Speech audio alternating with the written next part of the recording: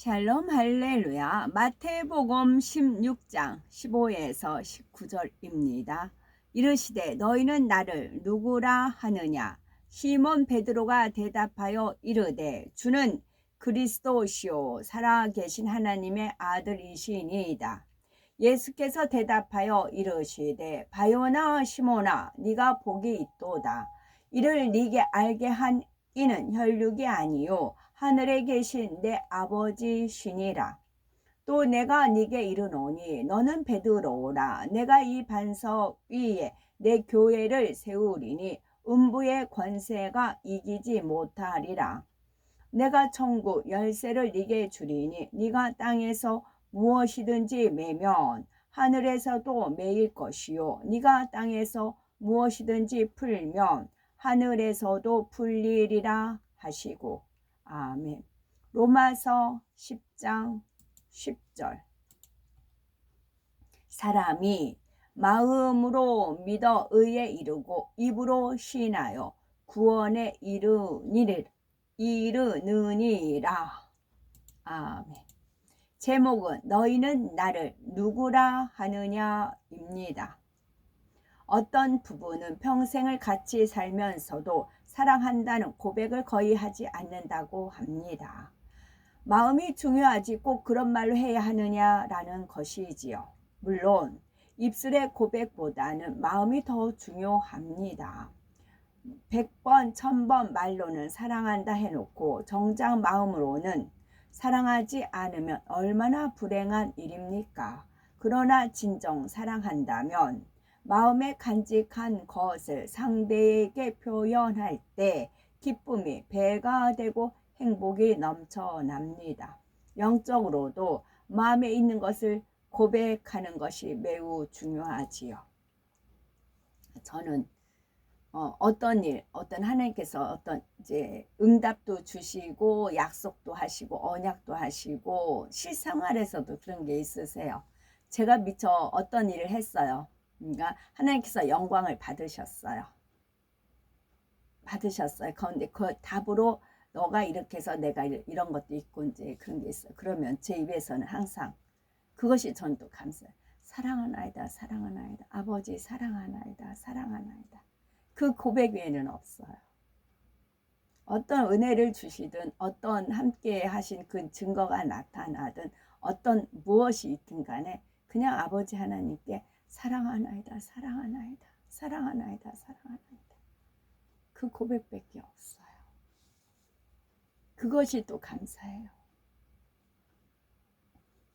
로마서 10장 10절에 사람이 마음으로 믿어 의에 이르고 입으로 시인하여 구원에 이르느니라 말씀합니다. 물론 여기서 강조하는 것은 마음으로 믿는 것입니다.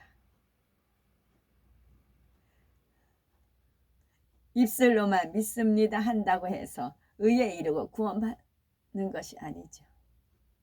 그러니까 제가 사랑하나이다, 사랑하나이다 이제 고백했다 말씀드리니까 제가 사랑하나이다는 것은 100%인데 네가 나를 사랑한다는 고백은 100%인데 어떤 자들은 입술로만 사랑한다 하지만 거기엔 가식이 있고 위선이 있고 지 안위를 챙기는 것들이 너무나 많다. 그러시는 겁니다. 그러면 왜 마음에 믿은 것을 입술로 시인하라고 하신 것일까요? 바로 입술의 고백을 통해서 행함의 중요성을 강조하기 위해서입니다. 마음에서 믿어지는 믿음 없이 입술로만 믿습니다 하는 사람은 믿음에 대한 행함이 따르지 않습니다. 그러니까 사랑한다는 증거는 계명을 지켜서 행하는 게 사랑한다는 증거잖아요. 그 사람을 정말 사랑하면 그 사람 말을 들어주고 그 사람 뜻대로 해주는 게 사랑한다는 거잖아요. 근데 그렇지 않다는 거죠. 하나님 뜻대로 살지 않으면서 지 욕심만 챙기려고 한다는 것이죠. 그러나 마음에서 믿은 것을 입술로도 고백하는 사람은 행함을 통해 믿음의 확실한 증거를 나타냅니다. 야고보서 2장 22절에 네가 보거니와 믿음이 그의 행함과 함께 일하고 행함으로 믿음이 온전케 되었느니라 말씀한 대로 하라, 하지 말라, 지키라, 버리라는 하나님의 말씀을 그대로 순종하는 것을 볼 수 있습니다. 이처럼 마음 중심에서 우러나오는 믿음의 고백에는 반드시 행함이 따르기 때문에 하나님께서는 참 믿음으로 인정하시고 마음의 소원에 응답하시며 축복의 길로 인도하십니다. 예수님의 수제자 베드로는 중심에서 우러나오는 믿음의 고백을 통해 하나님의 놀라운 축복을 받았습니다. 예수님께서 제자들에게 너희는 나를 누구라 하느냐 물으셨을 때 베드로는 주는 그리스도시요 살아계신 하나님의 아들이시니다 라고 고백했기 때문입니다. 마태복음 14장 22절을 보면 예수님께서 오병이어의 기적을 베푸신 후에 무리들을 다 떠나 보내고 홀로 남아서 산으로 기도하러 가십니다. 제자들은 건너편 벳세다로 가기 위해서 배를 타고 떠났지요. 그런데 밤 사경에 거센 풍랑을 만나 제자들은 힘겹게 노를 젓고 있었습니다. 이때 바다 위로 누군가가 유유히 걸어오는 것이었지요. 제자들은 유령인 줄 알고 무서워 소리를 질렀지요. 그러자 안심하라 내니 두려워 말라는 예수님의 음성이 들려왔습니다. 이에 베드로가 주여 만일 주시 얻은 나를 명하사 물 위로 오라 하소서 하지요. 예수님께서 오라 하시자 베드로는 곧바로 순종하여 바다 위를 걸어갔습니다. 베드로가 물 위를 걸을 수 있었던 것은 믿음이 온전해서가 아닙니다. 바람을 보고 무서워 빠져들어가는 모습만 봐도 알 수 있지요. 예수님께서는 베드로를 건져주시며 믿음이 적은 자여 왜 의심하였느냐라고 책망하셨습니다. 그러면 베드로는 어떻게 물 위를 걸을 수 있었을까요? 베드로의 믿음으로는 물 위를 걸을 수 없었지만 예수님을 마음에서 믿고 인정했기 때문입니다. 그래서 그 순간만큼은 물 위를 걸을 수 있었지요. 이처럼 예수님을 믿고 인정하며 그것을 입술로 고백하는 것은 매우 중요합니다. 베드로가 주여 만일 주시어든 나를 명하사 물 위로 오라 하소서 한 고백은 온전한 것은 아닙니다. 만일 중심에서 예수님을 100% 인정하는 믿음이라면 주여 주는 무엇이나 하실 수 있나이다. 나를 명하사 물 위로 오라 하소서 했을 것입니다. 그러나 아직 온전한 믿음의 고백이 아니었기에 만일 주시어든 하며 확인하는 듯한 고백을 하지요. 마침내 물 위를 걷는 체험을 통해서 베드로는 온전한 믿음의 고백을 드리게 됩니다. 마태복음 16장 16절에 주는 그리스도시요 살아계신 하나님의 아들이시니다 하며 물 위를 걸었을 때와는 전혀 다른 차원의 고백이었습니다. 당시 모든 사람이 예수님을 믿고 메시아로 인정한 것은 아닙니다. 시기하여 죽이려는 사람도 있었죠.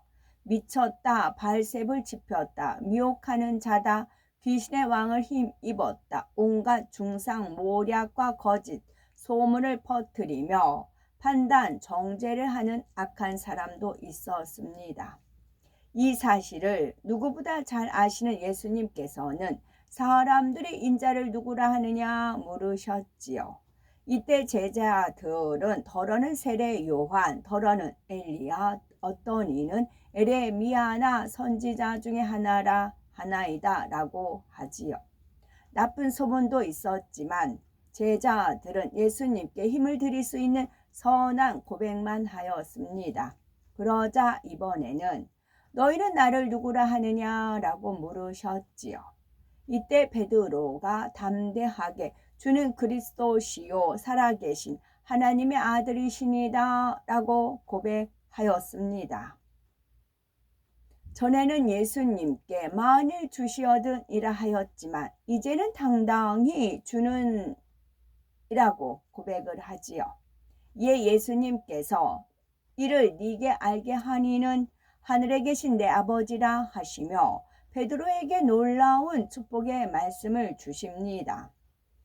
너는 베드로라, 내가 이 반석 위에 내 교회를 세우리니 음부의 권세가 이기지 못하리라. 내가 천국 열쇠를 네게 주리니 네가 땅에서 무엇이든지 매면 하늘에서도 매일 것이요 네가 땅에서 무엇이든지 풀면 하늘에서도 풀리리라.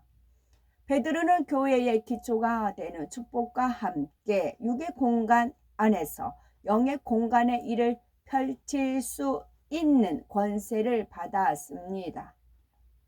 그래서 훗날 베드로를 통해서 걷지 못하던 사람이 일어나 걷고 죽은 사람이 살아날 뿐만 아니라 수천 명이 일시에 회심하는 놀라운 역사가 일어났지요. 또한 베드로가 성령을 속인 아나니아와 삽비라를 저주하니 즉시로 혼이 떠나 죽었습니다. 이러한 역사가 나타난 것은 그에게 이 땅에서 매면 하늘에서도 매고 이 땅에서 풀면 하늘에서도 풀어주시는 권세가 있었기 때문입니다. 성경을 보면 많은 사람이 예수님 앞에 나와서 질병과 연약함을 치료받고 문제가 해결됐습니다. 그 중에는 이방인도 있지만 대부분이 조상 대대로 하나님을 알고 믿은 유대인이었지요. 그들이 하나님을 믿는다고 해도 자신들의 믿음으로 문제를 해결받고 응답받을 수 있는 것은 아니었습니다. 예수님 앞에 나왔을 때에 질병과 연약함이 치료되고 문제가 해결된 것입니다. 바로 예수님을 믿고 인정한다는 증거를 행함으로 나타냈기 때문이지요. 많은 사람이 예수님 앞에 나와 옷자락이라도 만지려고 애쓴 것은 아직 그들의 믿음이 온전한 것은 아니라 해도 예수님 앞에 나가면 문제를 해결받을 수 있다는 믿음이 있었기 때문입니다. 이처럼 자신의 믿음으로는 응답받을 수 없었지만 예수님을 믿고 그 앞에 나와 믿음을 고백하면 예수님께서 바라시는 근본의 소리를 통하여 응답받을 수 있습니다. 예수님께서는 전지전능한 하나님과 똑같은 능력을 지닌 분이시지요. 그러니 어떠한 질병이나 연약함은 물론이요, 아무리 얽히고 설킨 문제라도 풀어주실 수 있습니다. 그렇다고 해서 만나는 사람마다 무조건 문제를 해결해 주신 것이 아닙니다. 예수님을 믿지 않고 인정하지도 않으며 관심조차 없는 사람에게까지 기도해주고 축복하는 것은 하나님의 공의에 맞지 않기 때문입니다. 베드로가 예수님을 믿고 인정하였다 해도 정작 그것을 입술로 고백하지 않았다면 놀라운 축복의 말씀을 받을 수 없었겠지요. 베드로가 예수님을 마음 중심에서 믿고 인정하여서 입술로 고백했기 때문에 공의에 조금도 어그러짐이 없이 축복의 언약을 받은 것입니다. 베드로와 같이 성령의 사역에 동참하기 원하는 사람이라면 중심의 깨달음에 따른 믿음의 고백이 있어야 합니다. 성령의 감동 가운데 나오는 입술의 고백을 통해 모든 마음의 소원까지도 신속히 응답을 받는 복되고 아름답고 보배로운 우리 모두가 되었으면 참 좋겠습니다. 아멘.